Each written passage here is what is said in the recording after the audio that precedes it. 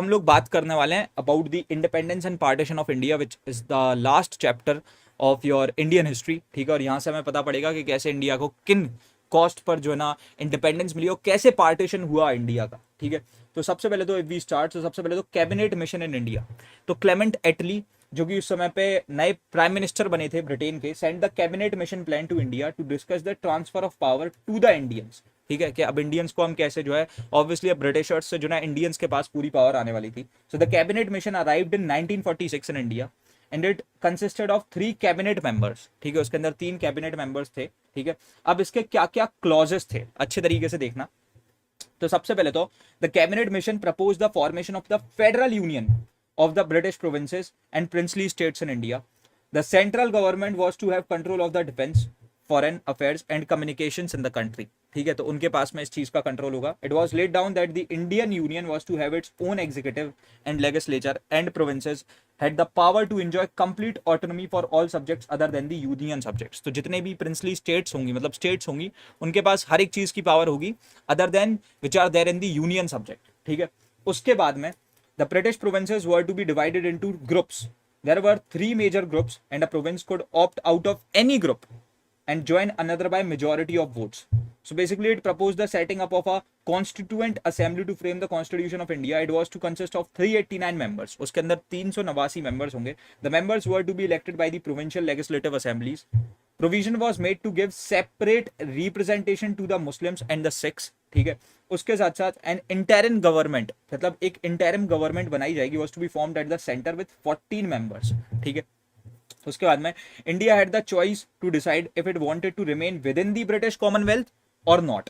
ठीक है, और उसके साथ साथ like a treaty had to be made between the constituent assembly and Britain for settling matters which could arise out of the transfer of powers. ठीक है, मतलब कि उनके बीच में एक ट्रीटी भी साइन हो रही थी कि कोई भी दिक्कत ना हो उससे इसलिए जो है वो पहले से एक ट्रीटी साइन कर रहे हैं, और ये दिक्कत कब हो सकती है, जब ट्रांसफर ऑफ पावर हो रहा है। उसके बाद में the cabinet mission plan rejected the demand for Pakistan. किस किस रीजंस की वजह से? So the cabinet mission plan felt that the creation of Pakistan would not solve communal problems as the percentage of Muslims living in north western Pakistan would be 37.93%। उसके साथ साथ there can be no justification for including non Muslim districts of Bengal, Punjab and Assam into Pakistan. उसका कोई sense नहीं बनता। The princely states would find it difficult to decide whether to join India or Pakistan. It would be difficult to divide the armed forces and the post and telegraph system. तो ये बहुत बड़ी दिक्कतें थी। Then उसके बाद में reaction क्या था कैबिनेट मिशन प्लान का? तो कांग्रेस ने जो ना accepted the proposals with certain reservations while it accepted the scheme which dealt with the constituent assembly, it rejected the proposal of the viceroy to form an interim government, क्योंकि इससे क्या हो सकता था ना, as it would have the limited powers. ठीक है, the Muslim League accepted the proposals completely. It felt that the grouping together of Muslim majority provinces would anyway lead to the formation of Pakistan. तो वो तो हर चीज में खुश थे। ठीक है, उसके बाद में अगर हम आगे बढ़ते हैं तो अब यहां से क्योंकि इस प्लान को रिजेक्ट कर दिया जाता है, तो फिर आता है भैया माउंट बैटन प्लान, जिसमें लॉर्ड माउंट बैटन आते हैं। So for taking necessary steps for transferring power to the Indians, Lord Wavell was recalled, उनको वापस बुला लिया था, and Lord Mountbatten was appointed as the new Viceroy of India। उन्हें नया और लास्ट वाइसरॉय बनाया गया। One of his immediate tasks was to restore peace and between the Congress and the League. He realized that the partition of India was inevitable। ठीक है, उसे करना ही पड़ेगा। He thus came up with his plan to transfer power from Britain to India। ठीक है, और फिर उसके बाद में इंडिया और पाकिस्तान अपना आपस में डील करते रहे।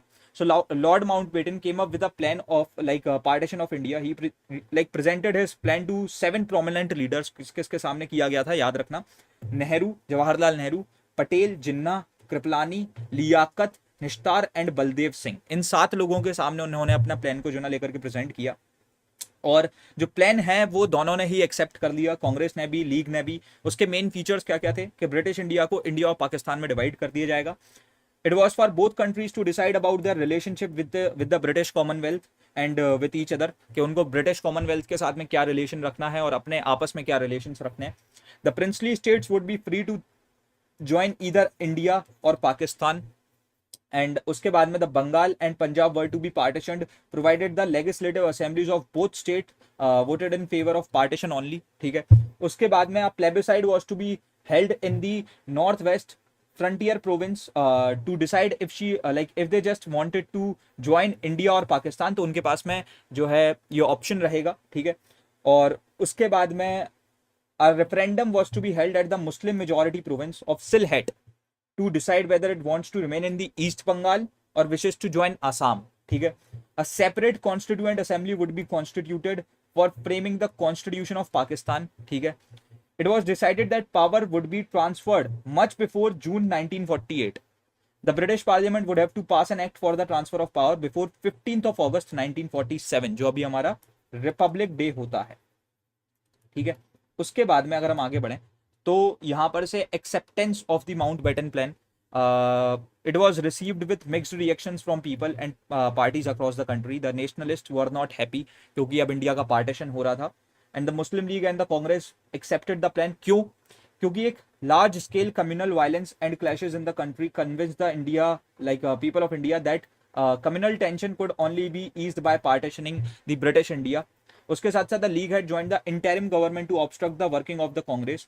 तो ये वो कांग्रेस समझ गई थी कि भाई लीग को अब एक डिफरेंट नेशन चाहिए ही है, तो इन्हें देना ही पड़ेगा। It was felt that the only alternative to partition was a federation with a weak centre. तो उससे अच्छा है कि पूरे इंडिया को एक वीक सेंटर कंट्रोल करे, उससे बेटर है कि हम पाकिस्तान को पाकिस्तान दे दें, ठीक है। So a smaller India with a strong central authority was better than a bigger state with a weak centre. Any further presence of the Britishers on Indian soil could have been dangerous. तो उन्हें हाल के हाल भगाना भी जरूरी था। So hence partition was the price to pay for the immediate independence of the country, और वो फिर पे भी किया गया। The leaders also fate that any delay in transfer of power could result in the outbreak of civil war in the country. तो उससे better है कि भैया जल्दी से जो ना ये चीज कर दो। तो यहां पर से फिर finally Indian independence act of 1947 को पास किया गया, ठीक है। तो इसके बारे में अभी अगर हम अच्छे से बात करें अब तो, so after the Mountbatten plan was accepted, the Indian independence act was passed by the house of Commons in Britain. Main provisions क्या क्या थे इसके कि दो सेपरेट डोमिनियंस होंगे, इंडिया और Pakistan would be created. Pakistan was to compromise comprise NWFP, ठीक है। उसके साथ साथ सिंध, बलूचिस्तान, वेस्ट पंजाब, ईस्ट बंगाल, ठीक है। And the boundary commission would demarcate the exact boundary between the nations, ठीक है। Bengal would be divided if it is desired by the people. The provincial assemblies of the Hindu majority districts and Muslim majority districts would decide through voting if they want the division of state or not. उसके साथ साथ a plebiscite would be held in NWFP and Sylhet in East Bengal to decide if they want to join India or Pakistan. While the former joined Pakistan, the later joined East Bengal. समझ रहे हो? और present Bangladesh, जो अभी currently like Bangladesh है ना, वो जो अभी करंटली बांग्लादेश है वो पहले एक पाकिस्तान का ही पार्ट हुआ करता था। देन उसके बाद में governor general would be appointed for each dominion, जब तक उनके कॉन्स्टिट्यूशंस फ्रेम नहीं हो जाते हैं, ठीक है। The legislative authority for of the British Parliament would cease from 15th August 1947 till the framing of the new constitution. Both dominions would be governed in the accordance with the act of 1935, तो वो उसी हिसाब से चलेंगे। The right of the king to veto laws was given up, and this right was passed over to the governor general. The princely states would become independent कि उन्हें क्या choose करना है, उन्हें इंडिया में रहना है या पाकिस्तान जाना है। Provisions were made to divide the Indian army and other assets liabilities between the two dominions. The office of the Secretary of State for India was abolished, but provisions were made for safeguarding the interest of the officers appointed by the Secretary of State, ठीक है। तो ये कुछ points हैं which are very important, ठीक है। ये important points हैं, तो ये तुम्हें सारे याद रखने हैं, ठीक है। उसके बाद में अगर हम आगे बढ़ते हैं, so we are done with the